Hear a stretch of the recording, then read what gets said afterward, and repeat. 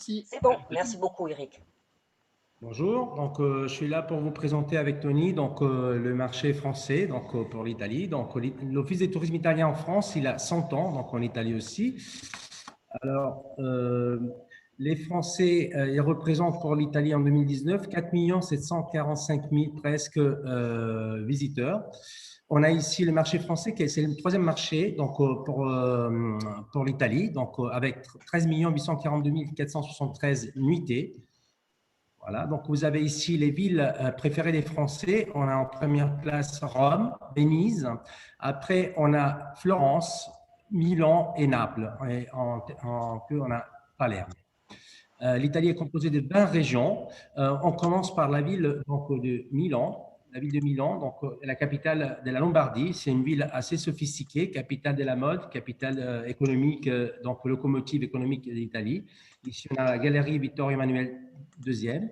L'Italie, à Milan au nord, Florence au centre et Rome un petit peu plus au sud, donc c'est le centre d'Italie.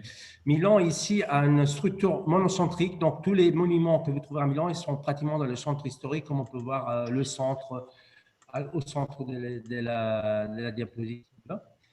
Pour arriver à Milan, on a 1h15 d'avion environ et il y a le TGV aussi, 7h30 le TGV à date d'aujourd'hui. À Milan, vous trouverez tous les types de transports, métro, bus, tramway et taxi. Les incontournables à Milan, on a la basilique Saint-Ambroise, une église paléochrétienne en style roman, le château des Sforza qu'on a dans l'image et la Scala, qui c'est le plus fameux théâtre d'Italie.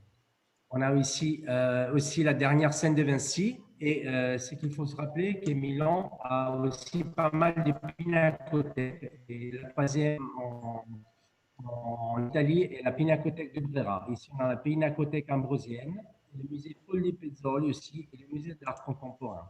On a un aperçu de ce qu'est la place de Dôme avec à gauche l'image de l'arche de la galerie Vittorio Emanuele II, bon, et la cathédrale en style lombard de Milan. Dôme de Milan. La Scala est un des premiers théâtres fondés en Italie en 1778. On peut même la visiter. Sinon, si on veut assister à la première de la Scala, c'est le 8 décembre. Ici, on a l'intérieur du théâtre et à droite, on a la coupole de la galerie Vittorio Emanuele. Comme on a dit tout à l'heure, Milan est aussi la capitale de la mode. Donc, il y a la capitale de la mode du prêt-à-porter. Il y a des défilés qui se passent au printemps et à l'automne. Aussi, capitale du design, on a un dernier monument, ça c'est le monument, le bâtiment de Unicredit, une banque italienne, à côté de la gare Garibaldi. Ça c'est l'Arc de la Paix qui a été fait par Napoléon, parce que Napoléon il a conquis aussi la partie nord de l'Italie, c'est qui était la République cisalpine, et il a fait un théâtre, un arc comme l'Arc de Triomphe à Paris. On a ici Inavigli. Inavigli, c'est un lieu historique de la vieille Milan qui est devenu aujourd'hui un endroit où il y a tous les cafés pour sortir le soir. Et ça, c'est le canal qui avait été utilisé par Léonard de Vinci pour amener les pierres du Tessin pour construire le dôme de Milan et il est resté comme ça depuis 1400. À partir des Milan, on peut faire des très belles excursions pour aller voir le lac de Côme. Là, il y a pas un lac majeur aussi à 1 heure, lac de Côme à 40 minutes. Monza, 20 minutes, là où il y a le circuit d'automobile, donc les Formule 1. Varese, au nord de Milan. Et Lodi, c'est une petite jolie ville au milieu de la plaine padane. On passe à Venise. Venise, ici, une très belle image de ce qui est la place Amma avec le palais ducal à gauche. Et au fond, le clocher des Saint-Georges, d'où on peut profiter d'une magnifique vue sur toute la ville de Venise. Ici, on a une idée de ce qu'est Venise, donc une île avec le seul point de rattachement au continent, donc à l'Italie, donc c'est le pont de la Liberté qui est en haut à gauche. À Venise, on arrive aussi à 1h20 avec des vols de Air France, sinon il faut aller pratiquement à Trévise avec des vols Transavia, et on a 10h35 des TGV. Donc, pour Venise, on a les vaporetti tous les 10 minutes, des bateaux taxis et des gondoles pour circuler dans la ville. Ou si vous aimez mieux, c'est mieux de flâner. Allez, on a les principaux musées, donc la galerie de l'Académie, les palais des Doges qu'on voit dans l'image, la Cadoro, la Carrezzonico, qui est un musée principalement dédié aux peintures de 1700, les palais Grassi, musée Correr et les musées oriental. Comme site et monument incontournable, on a la place Saint-Marc, les ghettos, l'ancien quartier des Juifs à Venise, le pont des Soupirs à côté justement de ce qui est la place Saint-Marc, là où il y a le palais ducal, le pont de Rialto, les églises du Redentore et les écoles de peinture qu'il y en a un petit peu partout dans toutes les églises à Venise. Après, pour faire des excursions dans la journée, on peut aller visiter le village des pêcheurs de Murano, des Burano et l'île de Murano, qui c'est très connu pour la production de verre. Vous avez aussi le théâtre de la Fenice, c'est le troisième plus important théâtre en Italie après Milan et Naples. Vous avez aussi de Venise des très belles excursions que vous pouvez effectuer à Vicence, comme par exemple, on a ici l'image du théâtre olympique à Vicence, ou les villas palladiennes, ou 1 heure et demie, vous pouvez être à Vérone, ou 1 heure à Padoue. Venise est très renommée aussi pour le carnaval. Donc, le carnaval a toujours lieu 10 jours avant le Mardi Gras, la date de départ du carnaval. Et le Mardi Gras, c'est le jour que le carnaval de Venise se termine. Ici, on a l'image de ce qui est l'Arsenal. L'Arsenal se trouve au nord-est de la ville et c'est le lieu où ont lieu toutes les années les biennales au mois de septembre, à partir du mois de septembre. Ici, on a la pointe de la Dogana, avec l'église au fond de l'image du Redentore et ici l'image de la Salute. Ici, on a l'image du Canal Grande avec les différents bateaux, motoscafi, bateaux taxi et gondoles qui circulent sur le canal. On a une très belle vue donc, de l'île de San Giorgio avec le clocher de San Giorgio pour justement profiter d'un panorama magnifique sur la ville de Venise. Et la photo a été prise de la place de Saint-Marc. Ici, on est à Florence. Florence, c'est une ville qui se trouve pratiquement en Toscane et sur la route pour aller à Rome, on peut rencontrer Florence. C'est la ville qu'on peut définir la capitale de la Renaissance. Tous les monuments qui sont à Florence, ils se trouvent dans ce qu'on appelle l'ère d'or, parce que le centre historique de Florence est tellement riche en monuments, ce qui caractérisa la syndrome de Stendhal, qui se sent à mal face à tellement de beauté. On arrive à Florence en 1h30. Vous avez des navettes et des bus, donc des bus qui arrivent à la gare. Donc à la gare, donc c'est Santa Maria Novella. Sinon, vous êtes à 9h de train par TGV avec des échanges à Milan et notre ligne à grande vitesse de Milan-Florence. Florence est renommée aussi pour le mai musical florentin qui est entre mai, juin et juillet. Donc ça, c'est pour l'année prochaine. Vous avez aussi Florence, on peut voir la beauté de Florence dans ses clochers, clocher des Giotto, avec la cathédrale et la coupole de Brunelleschi et le baptistère en face du Duomo de Florence. Ici à droite, on a l'image de la statue de Michel-Ange du David. Voilà, une très belle image de ce qu'on appelle le style gothique toscan. À différence du style gothique milanais, il est beaucoup plus coloré avec des couleurs qui varient entre différentes couleurs qui sont typiquement du marbre de Carrare. À Florence, les monuments et sites qu'on peut trouver, justement, c'est la cathédrale Santa Maria del Fiore, le baptistère Saint-Jean, la place de la Seigneurie, le Palais Vecchio, que c'était le lieu d'où étaient prises les décisions par la Seigneurie de Florence. Donc, vous avez la place et basilique Sainte-Croix, une des plus vieilles églises et basiliques de Florence. Basilique Sainte-Marie-Nouvelle, le clocher des Giotto qu'on a vu tout à l'heure, le Ponte Vecchio qu'on peut voir dans cette image. On a aussi la basilique Saint-Laurent et chapelle de Médicis avec des très belles sculptures de Michel-Ange. Enfin, on a la basilique Saint-Miniato-al-Monte, un petit peu plus dans les hauteurs de Florence, au-delà de ce qui est le circuit touristique. Et de là, on peut voir de cette belle basilique paléo-chrétienne une image magnifique avec un panorama sur toute la ville de Florence. On a, pour les principaux musées, Florence est très riche en musées. On peut profiter justement de la visite des offices, le couloir Vasarien qui met en liaison donc le Palais Pitti avec le Palais des Offices, la galerie de l'Académie, le Palais Pitti même, et les jardins de Boboli qui se trouvent dans l'enceinte du Palais Pitti. Vous avez aussi les musées du Moyen-Âge d'Avanzati et le musée des Palazzo Vecchio en faisant le circuit du musée de Palazzo Vecchio, on peut profiter des différentes peintures qu'il y a à l'intérieur, mais aussi profiter pour voir un petit peu comment elle était conduite la vie florentine à l'époque de Machiavelli sous la seigneurie florentine. Le musée Sainte-Marie Nouvelle aussi est très important pour les peintures et les fresques de la dernière scène qui est un petit peu partout dans la ville. Ici, on a une magnifique vue donc, du clocher de Giotto avec la coupole de Brunelleschi pardon, et aussi le baptistère. On arrive à Rome, la capitale d'Italie. On a une très belle image de Saint-Pierre avec le pont de la Conciliazione. On peut voir la ville de Rome comme elle est structurée dans cette carte. Il y a le Vatican qui se trouve de l'autre côté du Tibre, en nord-ouest du plan, le château Saint-Ange, et puis la partie qui est la plus visitée pour les fouilles archéologiques historiques, c'est au sud-est de la carte, en bas à droite de la carte, où il y a pratiquement toute la partie sacrée de la Rome antique. Il y a tous les temples. Ici, on a une très belle image de ce qui est la fontaine de Trévi, très renommée avant l'arrivée du Covid, parce que je pense qu'à la date d'aujourd'hui, on pourra la visiter, mais d'une manière différente. Alors, Rome, les transports, vous avez 2 lignes de métro. Il y a une 3e ligne qui est en train d'être construite. Donc, vous avez des billets touristiques 3 à 7 jours. Vous avez des bus qui circulent dans toute la ville et aussi des bus touristiques et des taxis. Les principaux musées de Rome sont le musée du Vatican, le Capitole, la Galerie Borghese, qu'il faut réserver pour la visiter, le musée national étrusque, le plus important en Italie et en Europe, le musée national romain et les musées du Vatican avec la chapelle Sixtine.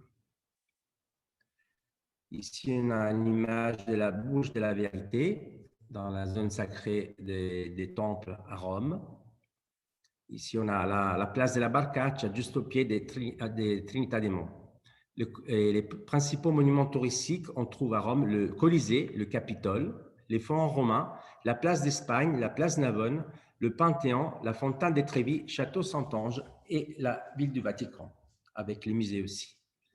Rome, on a une image de ce qui est donc l'ancien mausolée d'Adrien, qui a été transformé par le pape en forteresse où le pape pouvait se réfugier en cas d'attaque des populations ou des barbares qui venaient envahir la ville. Ici, on a donc Rome et les alentours. Donc, Rome est à 1h30 d'avion environ. Vous avez 12 heures de train si vous voulez y aller en train. Et il y a 2 aéroports. Le musée, donc il y a l'aéroport de Léonard de Vinci ou l'aéroport de Ciampino, qui se trouve au sud. Rome et ses alentours, vous avez à Rome, comme dans d'autres villes italiennes, pas mal de petites villes qui sont très intéressants et qui valent le détour, comme Tivoli, où vous avez la Villa Adriana et Villa d'Este, et aussi Antique, l'ancien port de la Rome impériale, où il y a des fouilles archéologiques de l'ancien port. Ici, vous avez donc la Villa Gregoriana à Tivoli. Ça donne une idée de ce qu'était la ville à l'époque des papes, autour de l'année 1500. On arrive dans la région de la Campanie et on part de la ville de Naples. La ville de Naples, c'est une ville qui est une ville qui vaut le voyage elle-même tout seul, mais autour de la ville, on peut avoir pas mal des choses à faire si on y passe au moins une semaine. Vous avez la possibilité de voir un petit peu dans la baie de Naples. Vous avez l'île de Procida, l'île d'Ischia, des Capri qui sont déjà des points de visite pour beaucoup de Français qui vont dans la région napolitaine. Et vous avez beaucoup de personnes qui passent aussi leur temps pendant leur séjour à Sorrente. Et dès là, vous pouvez visiter soit des Naples, soit des Sorrentes, les fouilles archéologiques donc, des Pompéi qui se trouvent entre Naples et Torre Annunziata. Vous avez les fouilles archéologiques de Pompéi et d'Herculanum, les 2 plus importantes fouilles archéologiques de l'époque romaine au monde. Ici, vous avez les différents monuments qui sont présents à Naples. C'est qu'il faut rappeler que Naples, ça veut dire Néapolis, nouvelle ville. Nouvelle ville parce que faisait partie des villes qui étaient une colonie de l'Antiquité, de l'ancienne Grèce. Donc, il y a même des fouilles archéologiques qui ont permis de voir différents monuments qu'il y avait de l'époque grecque. Sinon, Naples est une ville qui a été conquise par les Romains, qui a été conquise par les Français, par les Anjou, par les Espagnols. Donc, on trouve une richesse dans son patrimoine très remarquable. On arrive à Naples en 2 heures d'avion et vous avez des bus qui vous amènent de l'aéroport jusqu'au centre-ville et au port même, si vous voulez continuer votre voyage pour les autres îles dans le golfe de Naples. Vous avez dans l'image une image donc, du volcan donc, du Vésuve de Naples, la baie de Naples. Vous avez ici Piazza del Plebiscito, une place en style donc, baroque. Naples est une des capitales baroques. Vous avez à Naples aussi un métro, un train circumvésuvienne qui fait le tour de toute la baie de Naples jusqu'à Sorrente. Vous avez des bus, des funiculaires et des billets 1 ou 3 jours pour le transport. Ici, vous avez la vue de la baie de Naples, de la partie est de la ville, qui est très fréquentée par les Napolitains. Et vous avez les principaux musées. Le deuxième plus important musée archéologique en Italie, c'est le musée archéologique national de Naples. Ou pour les peintures aussi, vous avez le musée Capodimonte ou le musée Castelnuovo. Ici, on a notre image du Piazza del Plebiscito. Vous avez comme monument et site la Piazza del Gesù dans le centre historique de Naples. On appelle le Castelnuovo Maschiangioino parce que ce furent les Anjou qui construirent cet édifice, cette forteresse. Vous avez le Palais Royal et la Galerie Umberto. Comme on l'a dit tout à l'heure, le théâtre de San Carlo de Naples est certainement, avec celui de Milan, parmi les plus importants théâtres d'Italie, à l'époque des Bourbons, depuis 1700. Donc, vous avez les 3 îles les plus importantes. Vous avez Capri, Ischia et Procida. Et on a une vue ici de l'île de Procida, île des pêcheurs. Capri aussi, avec i Fariglioni, donc les phares de l'île de Capri. Naples et ses alentours, Pompéi, Herculanum et Sorrente, sont parmi les 3 extensions les plus recherchées par les touristes, que ce soit les Français ou les touristes qui viennent du monde entier, parce qu'ils représentent ce qui est un petit peu la culture occidentale, surtout Pompéi, Herculanum. On peut trouver un petit peu des villes de l'époque romaine encore intactes. La période que je vous conseille d'aller visiter Pompéi est certainement la période du mois de décembre, quand il n'y a pas beaucoup de touristes, et on se trouve même au coucher du soleil, avant la fermeture donc des fouilles archéologiques, dans une ville enchantée à être tout seul en train de flâner avant de sortir des fouilles archéologiques de Pompéi. La côte amalfitaine. On parle rapidement de la côte amalfitaine parce qu'en allant à Naples, pour ceux qui ont déjà visité Naples, Sorrente et les îles du golfe de Naples, ils peuvent se rendre aussi bien aussi sur la côte amalfitaine pour visiter les villes magnifiques d'Amalfi, Ravello, Positano, Maiori, Minori et toute la côte pour avoir une vue magnifique sur la côte amalfitaine. Donc, on a Amalfi, le centre historique. C'est qu'il faut rappeler qu'Amalfi, avec Gênes, Pise et Venise, ils étaient les 4 républiques maritimes à l'époque des croisés en 1100. Et donc, toute sa richesse, elle vient de cette période, qui était pratiquement la période où les 4 villes transportaient les croisés en Terre Sainte pour défendre le Saint-Sépulcre à Jérusalem. Positano et Ravello, c'est 2 villes qui sont justement une Positano sur la côte et Ravello à l'intérieur sur les hauteurs de la côte amalfitaine. Et ils ont une vue panoramique et un centre historique magnifique, surtout Ravello avec la Villa Ruffolo et Cimbrone qu'on peut visiter. On est à 2 heures, donc la côte amalfitaine est à 2 heures en arrivant à l'aéroport Capodichino. Après, il faut compter environ une petite 45 minutes pour arriver sur la côte amalfitaine à Amalfi. Ici, vous avez un exemple de ce qu'est la vue magnifique de la Villa Ruffolo, donc à Ravello. Il y a Sorrente aussi, c'est une ville qui est justement une ville balnéaire. De là, on peut partir pour faire des excursions pour l'île la plus proche qui est Capri. On est à 2 heures environ donc, de la ville de Paris. Et de là, on peut visiter aussi les fouilles archéologiques de Pompéi et Herculanum. On arrive à la Sicile, donc, parce qu'on m'a demandé de parler des Palermes. La Sicile est la plus grande île de la Méditerranée avec 25 000 km². Et vous avez le chef-lieu de la région qui se trouve à l'extrémité nord-ouest de l'île et s'appelle Palermo. Palermo, ici, vous avez un exemple du style typique, c'est le style normand. Le style normand, ici, on est à Cefalù. Cefalù se trouve dans la banlieue d'environ 35-40 minutes de Palerme. Et vous avez le style normand, style très austère. C'est exactement les Normands qui sont en Normandie, qui sont partis à faire un petit peu des conquêtes en Méditerranée. Ils ont trouvé que le climat était très beau pour pouvoir y sédentariser et pouvoir commencer à installer leur cours à Palerme. Et de là, ils ont pratiquement constitué leur règne dans tout le sud de l'Italie. Ici, on a un exemple de ce mélange de style arabo-normand byzantin. On peut le voir, par exemple, dans la façade avec les arcs en ogive typiques de la culture, du Maghreb. Alors, la Sicile, comment s'y rendre? À 2h30 de vol environ, on arrive à Palerme et vous avez des bus, vous avez des trains pour vous connecter directement au centre-ville de Palerme.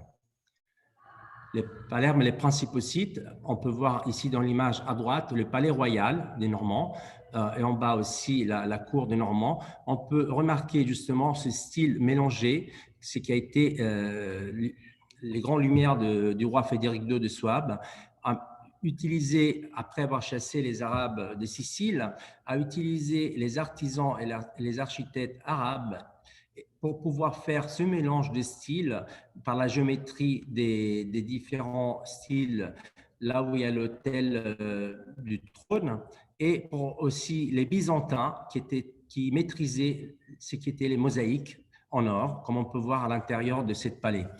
Donc ici, on a la cathédrale de Palerme. À Palerme, le palais des Normands, c'est qu'on voit dans les deux images, la chapelle palatine en bas à droite, et le musée archéologique, parce que Palerme a une très longue histoire qui date depuis l'époque des Phéniciens. Donc, on peut trouver tout ce qui est l'archéologie des Phéniciens, l'archéologie romaine et grecque.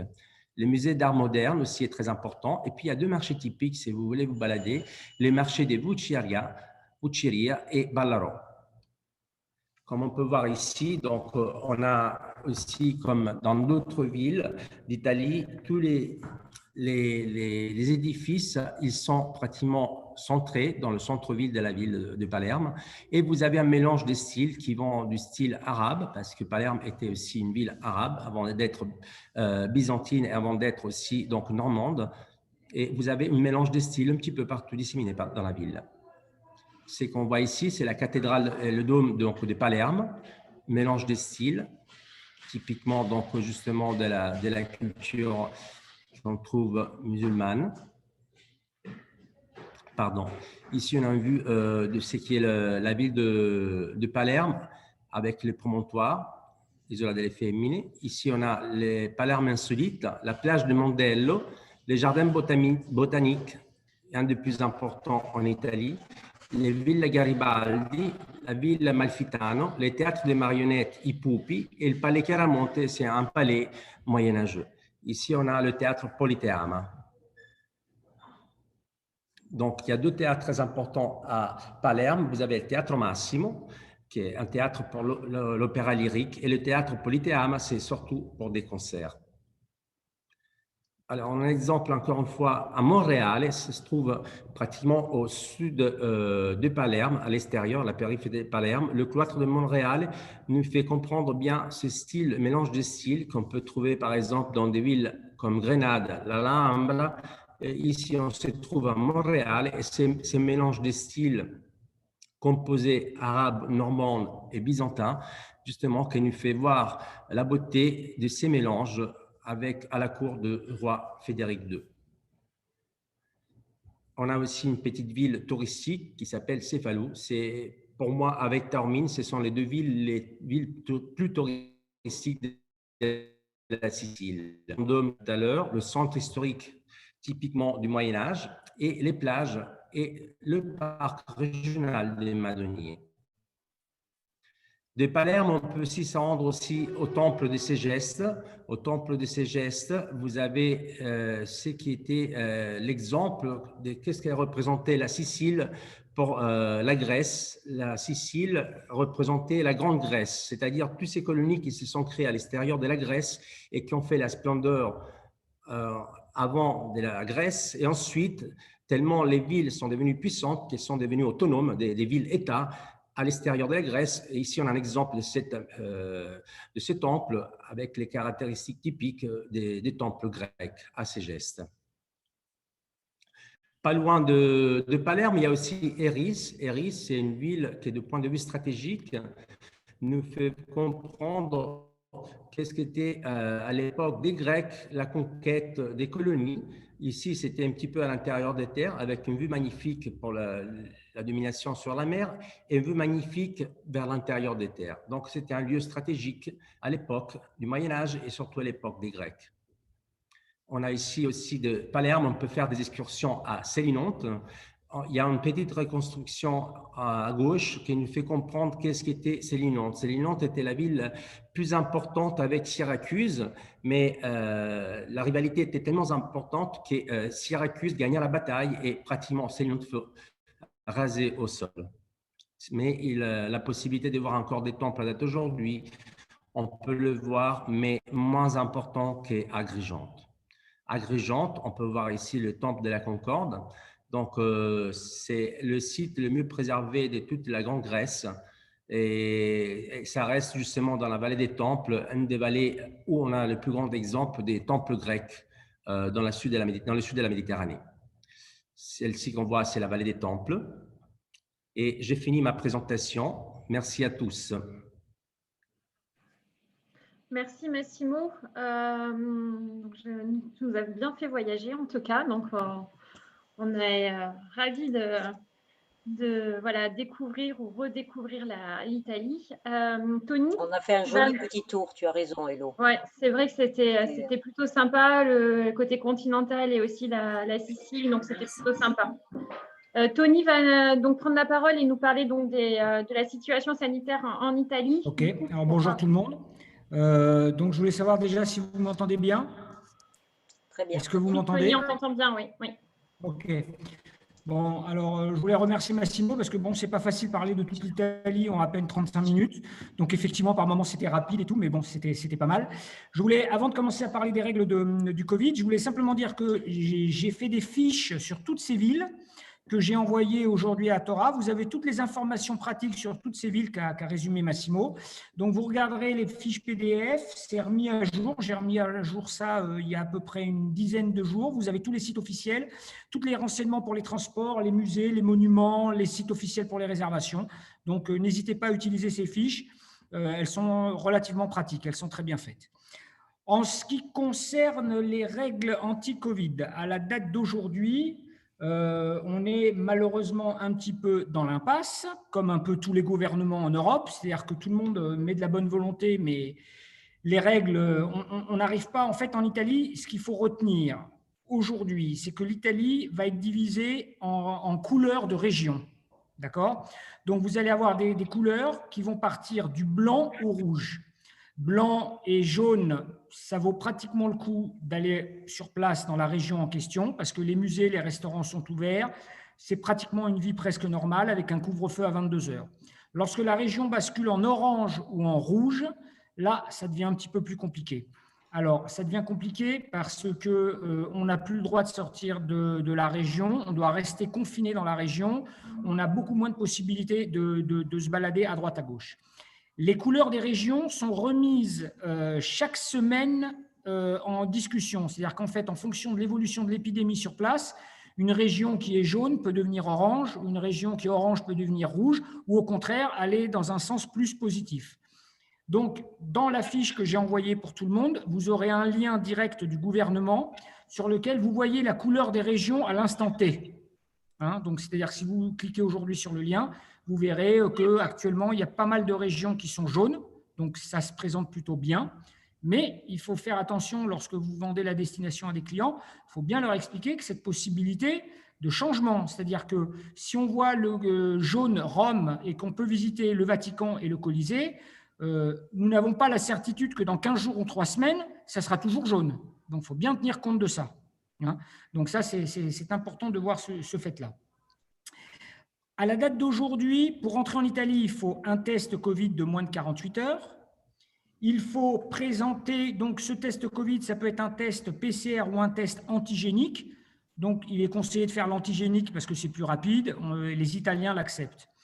Les autorités françaises, par contre, en retour, demandent un test PCR de moins de 72 heures. Donc, il faut faire attention parce que lorsqu'on est sur place en Italie et qu'on veut rentrer en France, dès qu'on va embarquer avec son avion, les autorités ou même les compagnies aériennes peuvent vous demander le test PCR effectué pour pouvoir rentrer en France. Donc ça, il faut faire attention, il faut bien le faire sur place ou bien calculer ces 72 heures. En ce qui concerne donc au niveau de toutes ces nouvelles règles, il y avait une règle qui a été mise, qui a été maintenue jusqu'au 30 avril, et à la date d'aujourd'hui, on ne sait toujours pas si elle va être encore prolongée. Il y avait une quarantaine de 5 jours volontaires pour les touristes. Alors, cette quarantaine était une quarantaine volontaire. Concrètement, je ne vois pas comment ils pouvaient contrôler les gens, parce qu'à mon avis, pas grand monde l'a faite, mais bon, on pense qu'elle risque d'être prolongée au moins pour le mois de mai. Donc, ça veut dire que théoriquement, quelqu'un qui va en Italie et qui va pour du tourisme, il devrait rester, disons, en quarantaine 5 jours dans son hôtel. Donc, il faut en tenir compte. On espère que cette règle va être retirée, mais pour le moment, je n'ai pas d'infos sur ça. J'espère. Alors, normalement, les décrets sortent à la fin du mois. Donc, on a eu le 26 avril un décret qui est sorti.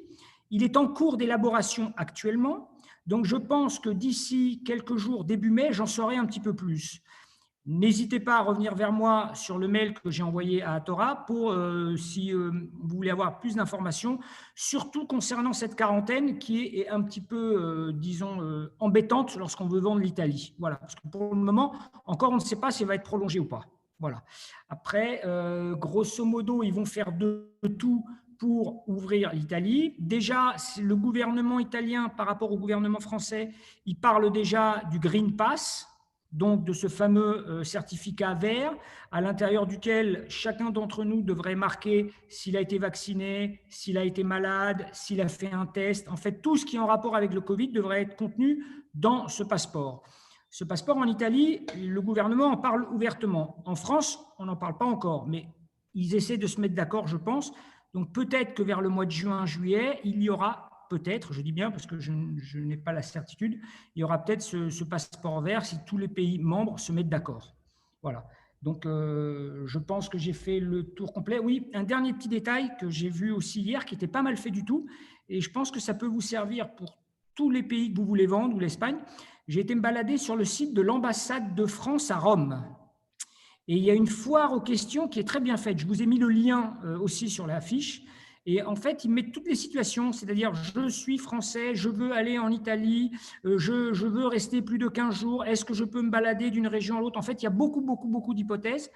Et c'est bien fait, c'est mis à jour. Donc, n'hésitez pas à aller voir ce site qui est fait par l'ambassade de France à Rome, parce que ça peut répondre pas mal de choses à vos questions. Voilà, en gros, ce que je voulais vous dire sur le Covid. Merci Tony pour ces précisions. Merci encore Massimo pour ta présentation et merci à vous d'avoir répondu présent à notre Zoom aujourd'hui. Merci tout le monde pour vous être connectés. Hein. On sait qu'actuellement, ce n'est pas facile, donc merci beaucoup. Je vais rebondir aussi sur ce que disait Massimo. Donc là, du coup, je vais parler pour ma paroisse, hein, pour MSC. Élodie. Oui. Excuse-moi de te couper. Juste en 30 secondes, j'avais une question qui avait été posée. Ah, c'est une question sur le chat? J'ai relevé 2-3 trucs sur le chat, mais sur les inscriptions, j'ai Philippe qui nous a demandé les documentations nécessaires pour entrer en Italie pour les enfants à partir des âges. Alors, je ne sais pas si Philippe voulait parler par rapport au Covid avec les tests obligatoires au-delà de 2 ans. Est-ce que tu peux nous en dire plus, peut-être, Tony, concernant les enfants? Sur les tests je présume que c'était concernant la situation. Alors, je ne sais pas si Philippe est parmi nous, s'il peut expliquer. Le Capot Soleil à Toulouse qui a posé la question, je l'ai eu hier. En fait, il posait la question du fait que l'Italie demandait effectivement les adultes vaccinés ou des adultes avec test PCR. Donc, c'était bien par rapport au Covid. Okay. Qui n'est pas une obligation en France. Et donc, il se demandait comment allaient se passer les vacances d'été, par exemple, pour un couple qui vient avec des enfants. Alors, peut-être effectivement que l'ambassade de France de Rome répond à la question. L'Italie, c'est effectivement pas pareil qu'en France, puisque Tony, tu vas me confirmer ça, mais c'est au-delà de 2 ans, alors que nous, c'est au-delà de 11 ans. Oui, en Italie, je pense que c'est 6 ans, mais il faut voir. Donc, sur l'ambassade de France, il y avait cette question. Je l'ai vu, ça, sur l'ambassade de France, c'est 2 ans, Tony. Oui, c'est 2 ans, c'est ça. Oui, Sachant qu'en plus, je rebondis, si c'est pour cet été, comme l'a dit Tony, on ne sait pas à l'heure actuelle ce qu'il en est, Voilà, ce qu'il en sera pour l'été, juillet, août. Hein, donc à revérifier pour ces passagers, quoi. Après, j'aurais une autre question, Tony, s'il te plaît. C'est concernant un test PCR en Italie. Peut-être que tu l'as dit, mais je pense pas. Combien ça coûte à peu près le test? Alors, j'ai vu un peu de tout comme prix. J'ai vu des villes comme Rome où j'ai vu des… Alors, je ne l'ai pas fait moi personnellement, je ne sais pas, mais j'ai vu des prix comme 25 €. Et j'ai vu des autres personnes qui ont payé 60 €. Donc, je pense qu'il faut rester dans cette fourchette-là pour être dans le vrai. Il ne faut pas penser le prix moins cher. Si on parle d'un vrai PCR, je pense qu'il faut plutôt rester aux alentours d'une cinquantaine d'euros, je pense. Ok, oui, parce que c'est quelque chose, comme tu l'as précisé tout à l'heure, vraiment pour les Français à prévoir avant de rentrer en France, puisque c'est devenu obligatoire. Manu qui nous a dit de Tour d'Europe, désolé Manu qu'on ne soit pas allé se balader dans les Pouilles, mais effectivement j'ai vu qu'Élodie t'avait répondu et voilà, on a mis priorité au niveau de la présentation parce qu'il y avait tellement de choses à dire et à montrer, mais on a mis une priorité sur les capacités, les facilités de vol depuis Bordeaux et Toulouse. Tout simplement. Et qu'on a actuellement, c'est vrai que ça bouge, ouais, c'est compliqué au niveau de l'aérien. On a essayé de regarder à l'heure d'aujourd'hui, en fait, Manu, les vols, ce qui était, parce que c'est vrai qu'on avait beaucoup de départs sur l'Italie. Là, maintenant, ça s'est un peu réduit, donc on ne sait pas trop encore qu'est-ce qu'ils vont ouvrir ou non pour l'été. Et du coup, voilà, on a fait une sélection avec Massimo et Tony à présenter. Mais oui, c'est une très belle région aussi, les Pouilles. Non, mais surtout que je sais que les Pouilles, surtout sur l'été, pour les individuels, autant sur les groupes, c'est peut-être plus compliqué. Mais je sais que sur les individuels, l'été, ça marche bien. C'est une destination qui fonctionne bien. On refera un autre. Donc, c'est pour ça que j'y ai pensé comme ça. Il y a une fiche sur les Pouilles. Hein. Il y a une fiche que j'ai faite, que j'ai remise à jour avant-hier sur les Pouilles. Donc, tu pourras la regarder. Il y a les renseignements pratiques. Il y a le gros sur la région des Pouilles avec le site officiel. Il y a pas mal de petites infos, donc tu pourras la regarder. Et je profite pour préciser, comme d'habitude, on enverra à toutes les personnes inscrites et même présentes au Zoom, on enverra le replay. Et avec le replay seront inclus effectivement toutes les informations que tu nous as faites passer par mail, dont cette fiche sur les Pouilles. Merci Eric de nous avoir précisé que Tous Anti-Covid avait été mis à jour, je crois, ce matin ou quelque chose. Donc, ceux qui veulent aller faire un tour peuvent le voir. Élodie, je peux te relaisser la parole. Je suis désolée de t'avoir coupé. Et puis, tu vas nous dire si, avec tes beaux bateaux, est-ce que tu nous emmènes faire un petit tour en Italie? Pas de souci. Ouais, je voulais rebondir du coup sur, merci Mag, sur ce que disait Tony du coup sur actuellement en Italie. Donc oui, l'Italie demande un test PCR de 48 heures avant d'entrer sur le territoire à l'heure actuelle. Donc, sachez que nous, actuellement, on a donc MSC Croisière, on a un bateau qui navigue depuis le mois d'août, donc qui est le MSC Grandiosa au départ de Gênes. Et on a le deuxième là qui arrive début mai, donc qui arrive en renfort sur un autre itinéraire complètement différent. Et c'est un bateau qui n'a jamais été mis en Méditerranée, donc ça peut être sympa. Donc, c'est le Seaside. D'ailleurs, où j'ai la chance de partir à partir du 8 mai. Voilà, donc je vous ferai un petit retour à ce moment-là. Juste aussi pour vous préciser, et Tony me l'a confirmé, que pour les clients qui ont un carnet de voyage, donc un embarquement donc sur nos bateaux, il faut savoir qu'il n'y a pas du coup de quarantaine, hein, puisqu'on parle de transit. Voilà, donc les clients MSC Croisière ne sont pas soumis à cette quarantaine. Donc ça, c'est aussi important pour faire partir vos clients. Actuellement, donc, on attend là nos hautes autorités qui vont parler pour nous dire qu'on va pouvoir partir en dehors de nos 10 km et nos 30 km actuellement. Donc, sachez que nous, on a quand même pas mal de réservations qui se sont faites là sur le pont de l'Ascension et pour du coup mai et juin, hein, parce que les gens ont vraiment envie de partir. Je ne sais pas si vous le ressentez en agence, mais les gens, ils en ont marre, sachant qu'en plus, à bord des bateaux MSC, tout est ouvert, un bar, restaurant, donc un protocole sanitaire ultra strict qui permet d'avoir vraiment une protection pour vos clients et du coup de les faire partir vraiment les yeux fermés.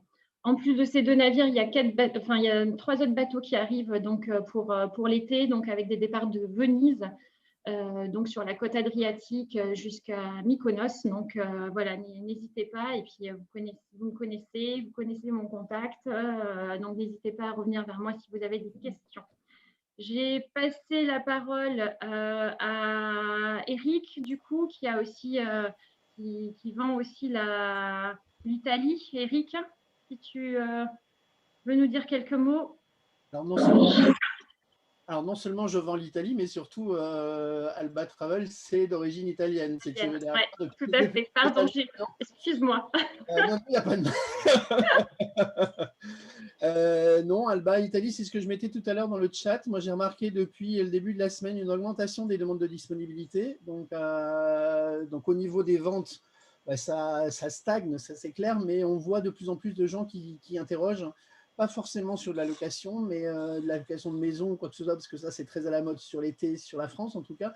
Mais on commence à avoir des réservations ou des demandes de réservation pour le reste de l'année et sur de la demande indive.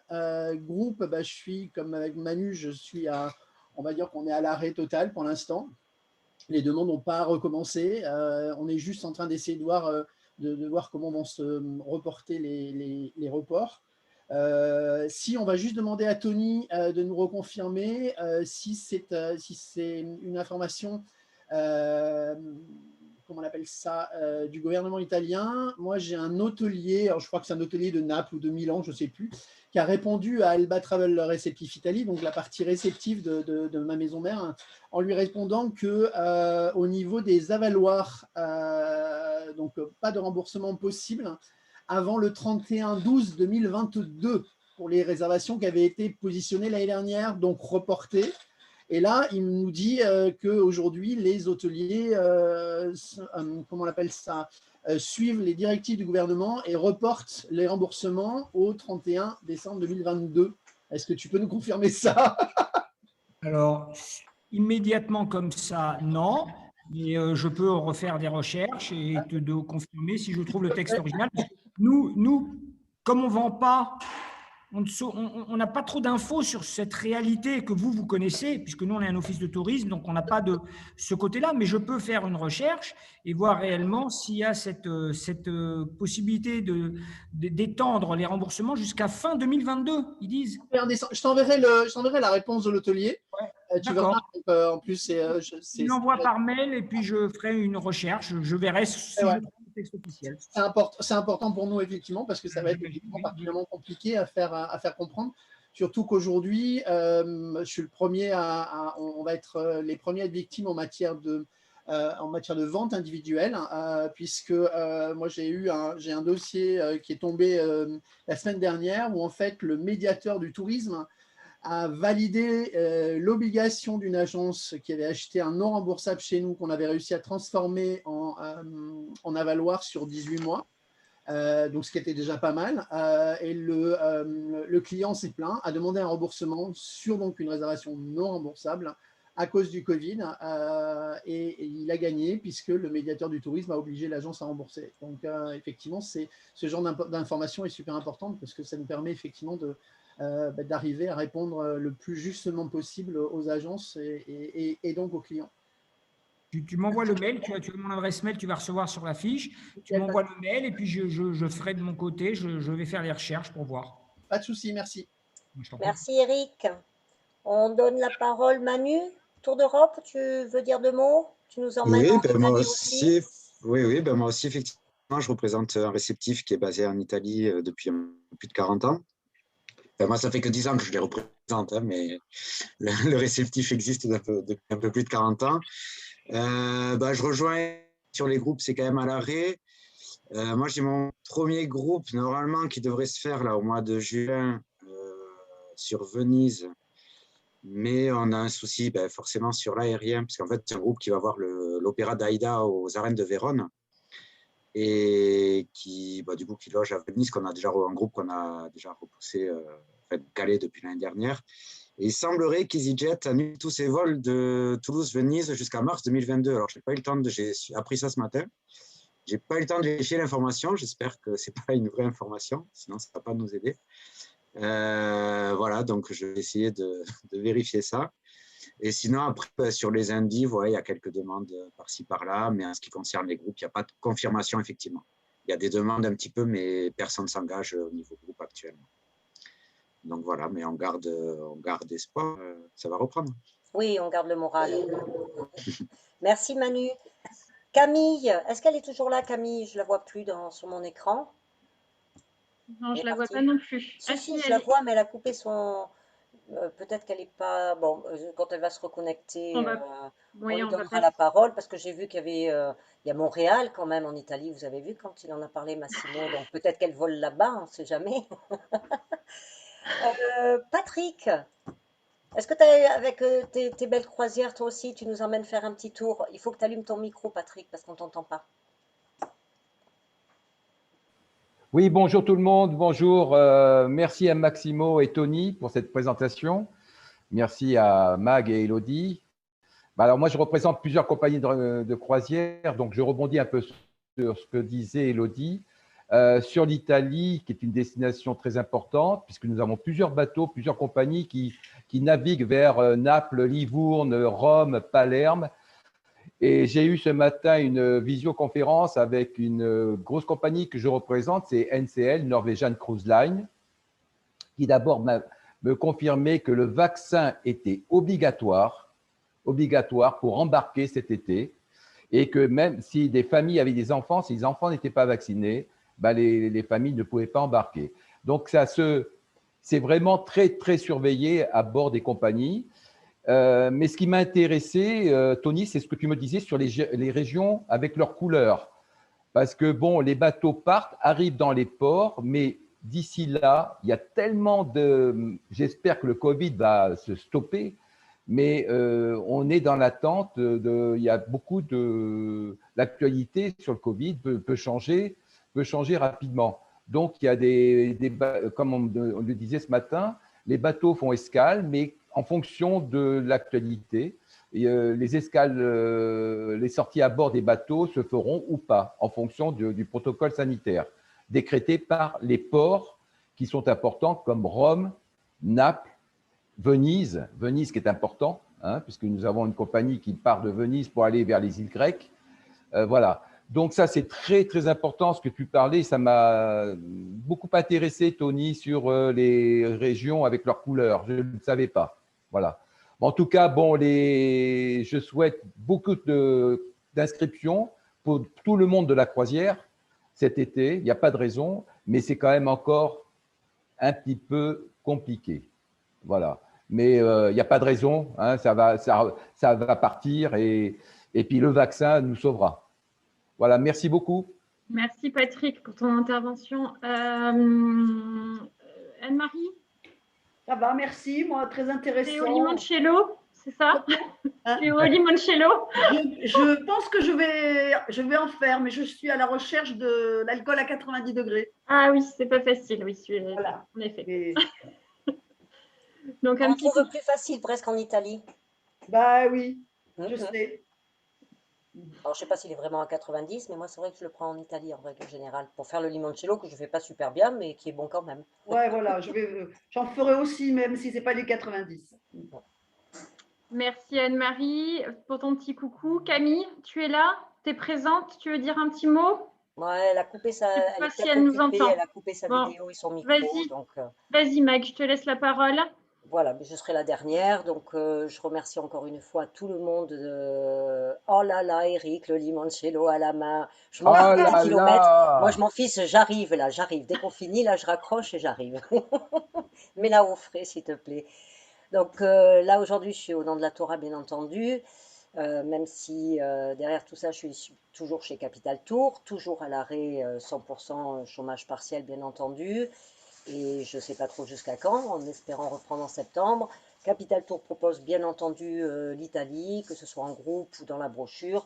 Mais étant en chômage partiel, je n'en dis pas plus pour l'instant et vivement le retour à la normale pour pouvoir détailler tout ça tranquillement. Voilà, donc je n'ai pas rien d'autre à ajouter, Elodie ou quelqu'un d'autre. Non, des questions. mais non, à part Camille qui qui sait pas, non. Ah, elle doit être occupée. Après, voilà, n'hésitez pas, on va vous envoyer donc le RIP. Une dernière chose, excuse-moi Élodie. Vas-y, Tony. Ouais, j'ai oublié de parler, parce que bon, peut-être des fois, vous avez peut-être des… Il y a quand même des exceptions professionnelles pour passer en Italie sans test. Sur le site de l'ambassade, elles sont spécifiées. En fait, c'est le transit en Italie de 36 heures. Vous êtes normalement, théoriquement, pas obligé d'avoir un test Covid. Et vous avez aussi les 120 heures professionnelles justifiées. Hein, donc, s'il y a des gens ou pour vous, vous devez aller en Italie, normalement, pour 120 heures sur place en Italie ou un transit de 36 heures, vous n'avez pas besoin de faire de test. Moi, personnellement, je conseille de faire toujours un antigénique, de l'avoir avec soi. C'est toujours mieux de l'avoir, puisque c'est gratuit et on peut le faire rapidement n'importe où, histoire de l'avoir avec soi au cas où on tombe sur quelqu'un qui conteste ces règles. Mais en tout cas, ces règles-là sont encore actives. Hein. Voilà, c'est tout ce que je voulais dire. Ok, mais merci Tony en tout cas. Donc merci pour votre participation. Merci à Massimo, Tony donc pour leur présentation. On espère vous voir très bientôt en physique. Hein, voilà, mais on continue la Torah, les visios. Donc regardez bien vos boîtes mail pour vous inscrire donc aux prochaines. Et oui, la prochaine c'est Portugal. La semaine prochaine, on va envoyer l'info très rapidement. Voilà, on va vous envoyer tout ça. Et puis, portez-vous bien et à très bientôt. Voilà. Merci à tout le monde. Merci aux agents présents. Bonne fin de journée. Au revoir, bonne fin de journée à tout le monde. Merci encore. Ciao, ciao. Bye. Bye.